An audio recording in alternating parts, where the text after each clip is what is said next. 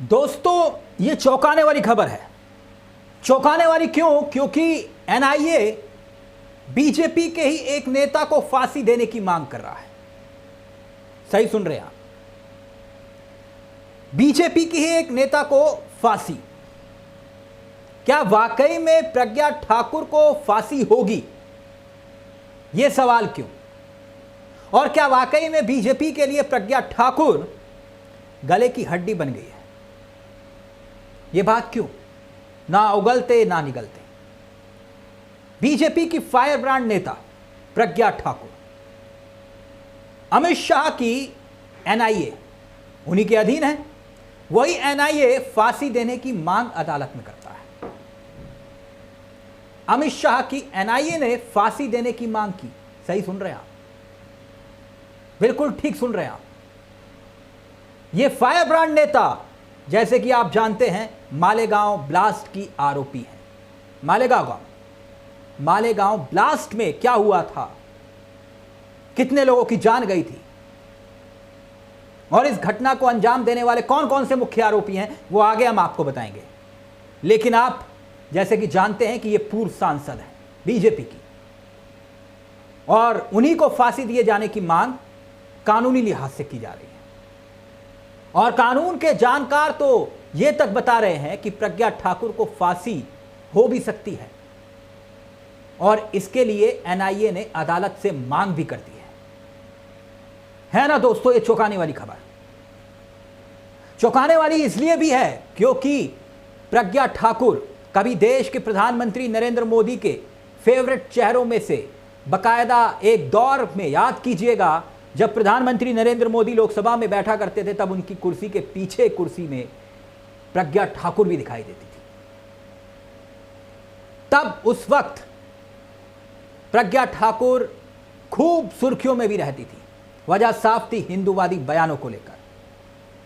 उनके बयान कई बार बीजेपी के लिए आफत बने।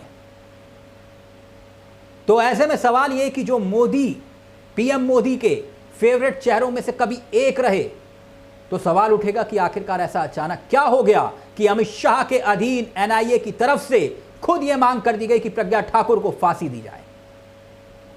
मतलब खबर के पीछे कोई ना कोई खबर तो जरूर है दोस्तों। बीजेपी के ही पूर्व सांसद की फांसी की पैरवी एनआईए क्या यूं ही कर रहा है?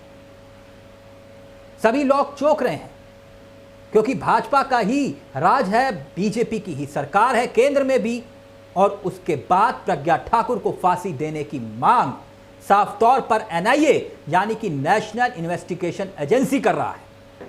तो इसके पीछे कुछ ना कुछ मजबूरी तो जरूर होगी। तो चलिए समझने की कोशिश भी करते हैं दोस्तों कि क्या वाकई में अमित शाह ने इस बात की मंजूरी एनआईए को दे दी थी कि आप जाइए अदालत में और पैरवी करिए कि प्रज्ञा ठाकुर को फांसी हो। सवाल उठ रहे हैं। दरअसल दोस्तों, देश की सबसे बड़ी जांच एजेंसी है एनआईए, पहले यह समझ लीजिए। और मालेगांव विस्फोट कांड के आरोपियों को सजाए मौत देने की अपील यही एजेंसी कर रही है। अब यह घटना कब हुई, कैसे हुई, उसे भी समझिए, क्योंकि इसमें छिपी है वो घटना जो आज प्रज्ञा ठाकुर को कानून के कटघरे में लाकर खड़ा कर चुकी है। दरअसल ये वो घटना है जिसे मालेगांव ब्लास्ट के नाम से जाना जाता है। सितंबर 2006 एक ब्लास्ट होता है। जिस मालेगांव में बम धमाका होता है उसमें 6 लोगों की जान जाती है, और लगभग 100 से ज्यादा लोग उसमें घायल होते हैं। इस बम विस्फोट कांड की जांच शुरू होती है तो मुख्य आरोपियों के नाम एक एक करके सामने आते हैं, और जब एक एक करके मुख्य आरोपियों के नाम सामने आते हैं तो सब चौंक जाते हैं, क्योंकि ये नाम थे, गौर करिएगा, साध्वी प्रज्ञा ठाकुर, लेफ्टिनेंट कर्नल श्रीकांत पुरोहित, वनवासी कल्याण आश्रम के प्रमुख स्वामी असीमानंद लोकेश शर्मा। ये वो नाम थे जो एक आरोपी के रूप में सामने आए। तो इस घटना ने पूरे देश, पूरे मुल्क को हिलाकर रख दिया। तब उस वक्त, मौजूदा वक्त में तत्कालीन केंद्र सरकार हुआ करती थी मनमोहन सिंह की, यानी कि 2011 का दौर। इस विस्फोटक कांड की जांच सौंपी जाती है एटीएस को। जांच होती है, जांच के बाद एटीएस इस पर चार्जशीट दाखिल भी करती है। चार्जशीट दाखिल होती है एटीएस की तरफ से, लेकिन इसके बाद यह जांच देश की सबसे बड़ी जांच एजेंसी को सौंपी जाती है। और फिर उस जांच से पहले एटीएस इसकी जांच जब कर रहा था तब उसने अपनी पहली चार्जशीट, अगर मैं गलत नहीं हूं तो 20 जनवरी 2009 को अदालत में दाखिल की थी। और इस मामले में एक मोड़ तब आ गया, एक दिलचस्प मोड़ आया दोस्तों, 13 मई 2016 को एनआईए ने अपनी जांच पड़ताल के बाद अदालत में जो चार्जशीट पेश की उसमें एनआईए ने कहा प्रज्ञा ठाकुर और 5 अन्य आरोपियों के खिलाफ सबूत नहीं मिले। सही सुना आपने। और बकायदा उस वक्त एटीएस को फटकार भी लगी। कहा गया कि एटीएस ने जो जांच की है वो ठीक तरीके से नहीं की है। अब एनआईए ने ये जो बात कही वो इसलिए क्योंकि इस बीच 32 गवाह अपने बयानों से मुकर जाते हैं, पलट जाते हैं। यानी एटीएस बता रहा है कुछ और देश की सबसे बड़ी जांच एजेंसी एनआईए बता रही है कुछ और। इन तमाम पलटे हुए गवाह बयानों के आधार पर एनआईए ने प्रज्ञा ठाकुर के साथ साथ दूसरे आरोपियों को इस मामले से निकलवाने का रास्ता लगभग तैयार कर लिया था। लेकिन इसके बाद एक बार फिर से इस मामले में एनआईए ने दूसरी और आखिरी चार्जशीट पेश कर दी और अब एनआईए ने पूरे तरीके से यू टर्न ले लिया। आप इसे कह सकते हैं 360 डिग्री मूव। सभी आरोपियों को फांसी की सजा दिए जाने की अपील अदालत में कर डाली। हुआ ना चुकाना चौंकाने वाला मामला। बकायदा एनआईए ने 1500 पेज की दलील हाई कोर्ट में पेश की। दोस्तों, अपने पक्ष को पूरी तरह से एनआईए ने बदल दिया। एनआईए ने कहा कि इन आरोपियों के खिलाफ जिन गवाहों ने बयान बदले थे वो विश्वसनीय नहीं माने जा सकते, वो विश्वास पात्र नहीं है। लेकिन बाकी के सबूत और गवाह के आधार पर फांसी की सजा सुनाने की अपील एनआईए करता है। अब सवाल यह कि अमित शाह की निगरानी वाली एनआईए को अचानक ऐसा क्या हुआ, कौन से सबूत मिल गए कि उसने 360 डिग्री का मूव कर लिया? क्या एनआईए का जमीर जाग गया या फिर कहानी कुछ और थी? जबकि कुछ वक्त पहले यही एजेंसी कोई भी सबूत ना होने का हवाला दे रही थी, दावा कर रही थी प्रज्ञा ठाकुर प्रधानमंत्री नरेंद्र मोदी के कभी चहीते चेहरों में से एक थी। अब अचानक एनआईए की तरफ से अमित शाह के अधीन वाली एनआईए कहती है फांसी दे दो। यह मांग कर डालती है प्रज्ञा ठाकुर को फांसी दी जाए। 1500 पन्नों की चार्जशीट दाखिल होती है हाई कोर्ट में।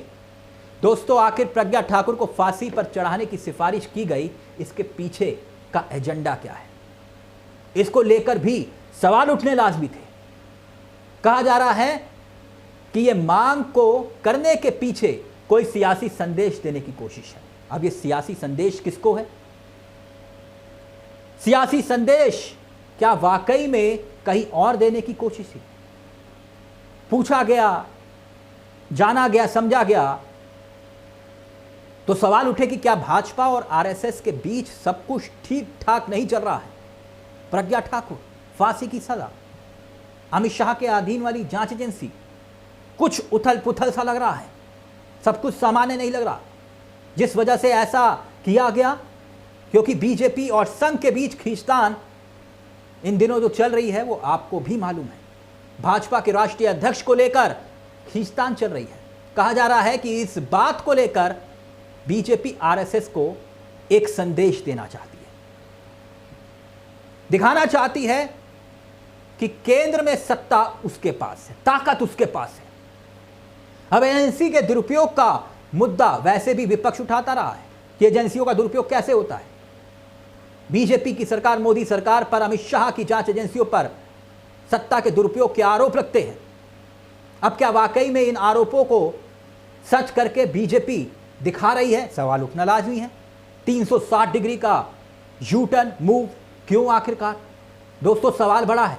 क्या आरएसएस को यह मैसेज देने की, सबक सिखाने के लिए भाजपा के नेताओं ने पार्टी के ही एक नेता को फांसी पर चढ़ाने का आह्वान करवा दिया एनआईए से? सवाल कई है। मालेगांव बम ब्लास्ट के बाद इस केस में बहुत सारे उतार चढ़ाव आए। कभी गवाह पलटे, कभी एनआईए की तरफ से कहा गया सबूत नहीं है, इन्हें बरी कर दिया जाए, और एकाएक खुद साध्वी प्रज्ञा को फांसी पर चढ़ाने की मांग। साध्वी प्रज्ञा मैदान में आपको याद होगा खेलती हुई दिखाई दी थी, तब उस वक्त स्वास्थ्य का हवाला देकर उनको जमानत मिली थी और दूसरी तरफ फुटबॉल खेलती हुई नजर आई थी। इसको लेकर भी सवाल खड़े हुए थे, खूब किरकिरी हुई थी बीजेपी की उस वक्त। साध्वी प्रज्ञा के विवादित बयान भी आपको याद होंगे, जिसमें उन्होंने नाथूराम गोडसे को लेकर जो बयान दिया था, गांधी को लेकर बयान दिया था, साथ ही तमाम लोगों को लेकर विवादित बयान दिए गए, समय समय पर बयान दिए गए। और तब देश के प्रधानमंत्री ने कहा था कि वो कभी माफ नहीं करेंगे।